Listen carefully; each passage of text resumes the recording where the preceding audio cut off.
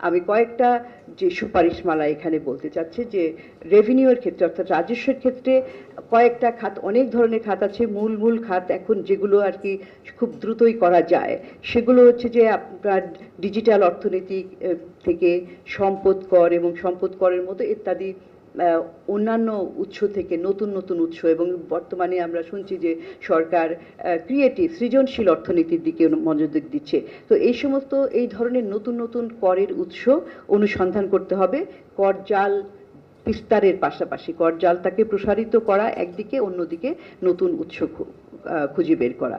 এবং তারপরে আরেকটা বিষয় যে আপনারা জানেন বহুল আলোচিত যে কর অব্যাহতি দেওয়ার যে একটা প্র্যাকটিস রয়েছে, অনেক খাতকে, অনেক বিষয়কে, অনেক ধরনের বিভিন্ন অর্থনীতির বিভিন্ন খাতকে, অনেক শিল্পকে, তাদেরকে বছরের পর বছর যে ধরনের কর অব্যাহতি দেওয়া হয়, কর রেয়াত দেওয়া হয়, সেটার ফলে কিন্তু রাজস্ব আহরণ অনেকখানি কমছে, যেটার সম্ভাবনা ছিল।